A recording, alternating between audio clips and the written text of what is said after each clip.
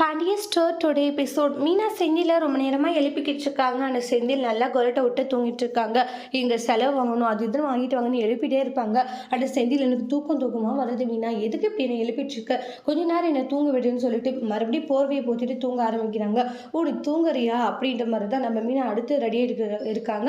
அப்புறம் எந்திரிச்சு மீனா சூடாக ஒரு காஃபி எடுத்துட்டு வா, என் டைம் என்னன்றாங்க. ஐயோ 8 மணி அடிச்சா மீனா, என்னை எழுப்பியிருக்கலாம்ல.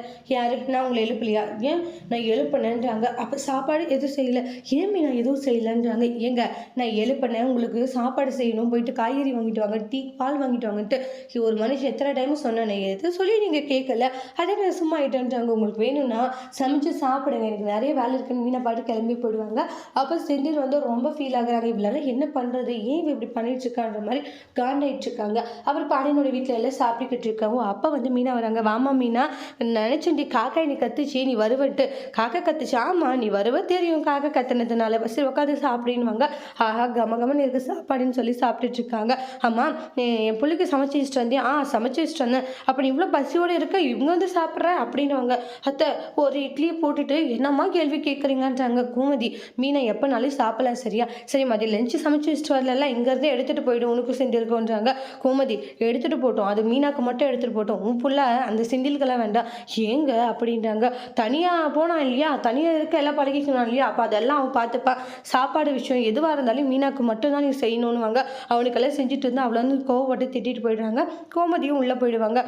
அன்னைக்கு சமைச்சிட்டு வந்தீங்களா அப்படின்றாங்க. சமைச்சிட்டு வரலையே, இப்போ தான் சமைச்சு வச்சுட்டு வந்ததான் சொன்னீங்க. சும்மா சொன்னேன். என்ன நீ சொல்கிறீங்க அப்படின்னு அரிசி சொல்கிறாங்க. ஆமாம் உங்கள் அண்ணனுக்கு வேறு சமைச்சு வர வச்சுட்டு வராங்களா, இப்போ அத்தையை கொடுத்தா கூட நான் அதை சாப்பிட்டு தூங்கிடுவேன்றாங்க. உங்கள் அண்ணன் மேலெல்லாம் எனக்கு பாசெல்லாம் இல்லை. என்ன நீ என்ன இருந்தாலும் அண்ணன் என்ன அண்ணன் அண்ணன் அப்படின்ற மாதிரி தான் ஏட்டிக்கு போட்டியாக பேசிட்டு இருப்பாங்க. அவன் பண்ணுற வேலைக்கெல்லாம் இப்படி தான் பண்ணி ஆகணும் அவனை அப்படின்ற மாதிரியெல்லாம் சொல்லிட்டு இருக்கோம். அரிசி லைட்டாக ஃபீல் ஆகுறாங்க. பாவம் அண்ணன் அப்படின்ற மாதிரி தான் லைட்டாக ஃபீல் பண்ணிட்டு இருக்காங்க. அதுக்கு அடுத்ததாக பார்த்தீங்கன்னா கடையில் எல்லாம் இருந்துட்டு இருப்பாங்க. பழனியுமே இருப்பாங்க. இந்த மாதிரி கொரியர் எல்லாம் போய் பண்ணிடணுன்ற மாதிரி சொல்லுவாங்க. பாண்டியனுக்கு ஒரு ஃபோன் வரதுனால அவங்க ஃபோன் பேசுறதுக்காக போயிடுவாங்க. அதுக்கு அடுத்து தான் வந்து நம்மளுடைய பழனி சரவணன் இருப்பாங்க. நீங்கள் போங்க மாப்பிள்ள, நீங்கள் போய் டெலிவரி பண்ணிட்டு வாங்க, நானும் தங்கமயிலும் இருக்கோம் அப்படின்ற மாதிரி சொல்லுவாங்க.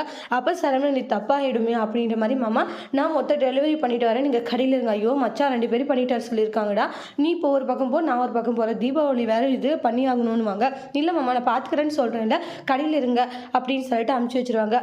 மாமாவுக்கு நம்ம மேலே சந்தேகம் போலப்பா, நம்பிக்கையே இல்லை. ஆமாம்மா இந்த மாப்பிள்ளைக்கு நம்ம மேலே சந்தேகம் தான், நம்பிக்கையெல்லாம் ஒன்றும் இல்லை அப்படின்ற மாதிரி சொல்லுவாங்க. அப்புறமா கல்லால் பணம் போட போவோம். தம்பி நீங்கள் கல்லால் பணம் போடாதீங்க, நான் பார்த்துக்கிறேன்ற மாதிரி ஒரு மாதிரி மூஞ்சில் அடித்த மாதிரி பேசுகிறாங்க. பழனிக்கு ஒரு மாதிரி கஷ்டமாயிடுது அவங்க அப்படி நடந்துக்கிறது. அதுக்கப்புறமா கடைக்கு வருவாங்க. பாண்டியன் ஏன்டா நீ போலியா டெலிவரிக்கு, இல்லை சரவணை பார்த்துக்கிறேன்னு சொல்லிட்டான். சரவணை பார்த்துக்கிறேன்னு சொன்னானா, ஏன் நீ பார்த்துக்கிறதுக்கு என்னன்ட்டு ஒரு மாதிரி திட்டிடுவாங்க. ஒழுங்காக வேலையை செய்யடா, கொடுத்த வேலையை ஒழுங்காக செய்கிறதுல ஒன்றும் இல்லைன்னுவாங்க. சம்மந்தி அப்பப்போ கண்டிச்சு வைக்கணும், எங்கே கண்டிச்சு வைக்கிறது, அவனுக்கு சொல்லுங்க அதை அப்படின்ற மாதிரி சொல்லுவாங்க. சொன்னால் கேட்குறான் அவன்ற மாதிரி சொல்லுவாங்க. ஒரு வேலையும் ஒழுங்காக செய்கிறது இல்லைன்றாங்க. வாய் மட்டும் ஆடுதுன்ற மாதிரி ஒரு மாதிரி பேசிடுவாங்க பாண்டியன். இதெல்லாம் கேட்டு ரொம்ப எமோஷ்னலாக ஃபீல் பண்ணிட்டு இருக்காங்க பழனி. போய் டெலிவரி பண்ணிட்டு வாடா, சரிங்க மச்சான்னு சொல்லிட்டு போகிறாங்க. பழனி ரொம்ப ஃபீல் பண்ணுறாங்க. அப்புறம் லாஸ்ட்டில் மயிலும் அவங்களுடைய அப்பாவும் 2 பேரும் பார்த்து சிரிச்சுக்கிறாங்க. அதோட இந்த எபிசோட் முடிச்சிருக்காங்க. தேங்க்யூ.